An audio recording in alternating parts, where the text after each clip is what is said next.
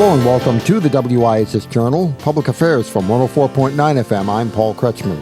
Bruce Bruisma once again is my guest on today's broadcast about his organization, Retirement Reformation. On today's broadcast, Bruce will begin by telling us how his organization was first set up to assist seniors in living more effective lives.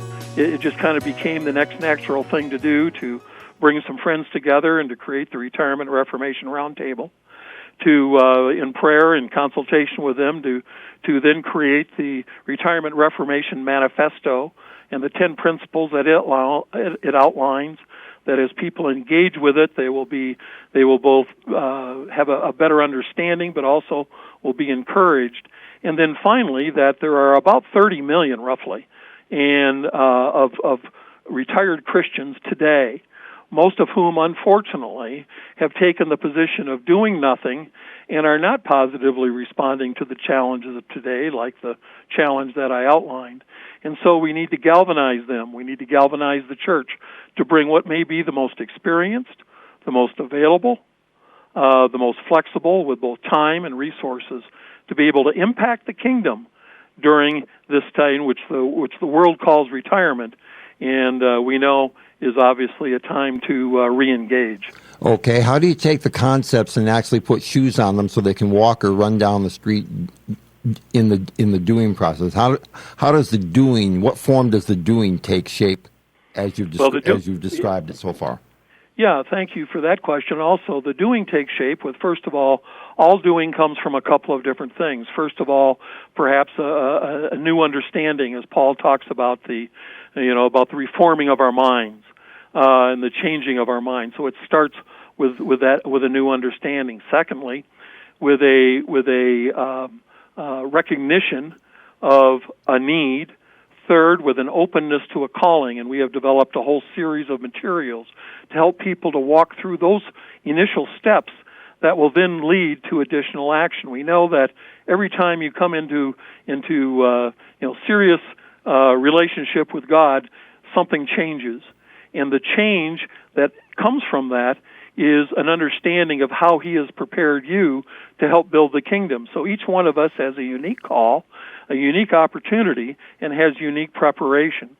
And so when you go to www.retirementreformation.org, you will see the materials that are available there that we are assembling and have assembled, including a book by the name of The Retirement Reformation that happened to be written by myself, that are places for people to start to plug in and then to understand what their potential role is.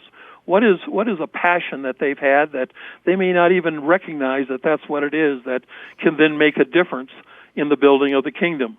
It could be concern for other elderly that are having problems, concern for single moms, for kids, for the homeless, and on and on and on and on. And so it becomes the basis for the launch of personal steps for individuals to take as they are called.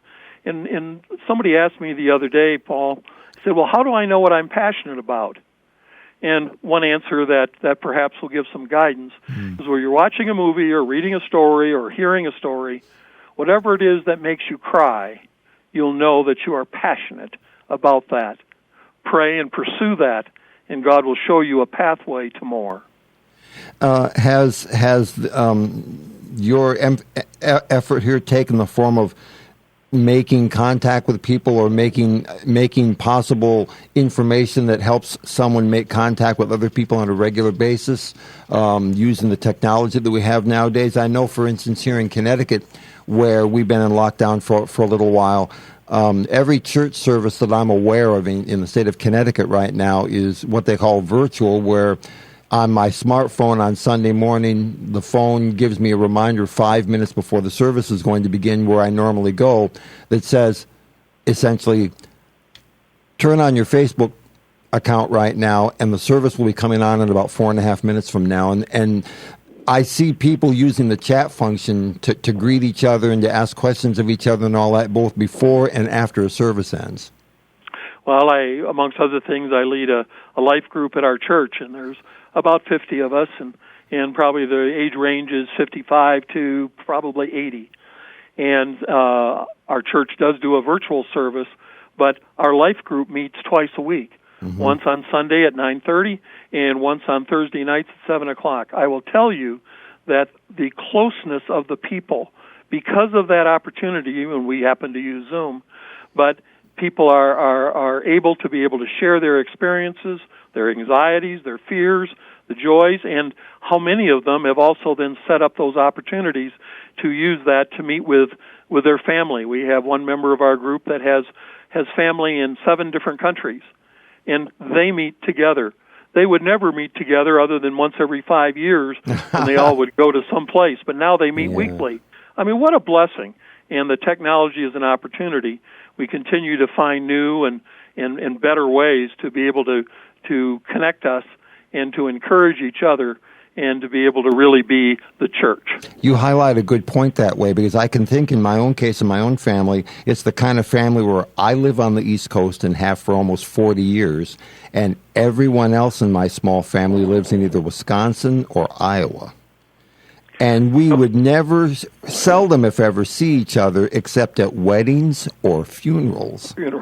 If we didn't have the means to connect that way. And another thing that occurs to me is I was hired here almost 40 years ago to this radio station, and the gentleman who was the man who hired me, the general manager at that time, was the first person I knew who contacted by email and using the early technology of what we now call the Internet, because he had family in Germany. His daughter had married someone, and they were ministering over there.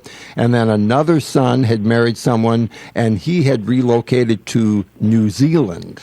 And that's how they used the technology to keep in touch with each other. And he was closer to retirement age than not. And I would suppose maybe this is the bias I carried at the time.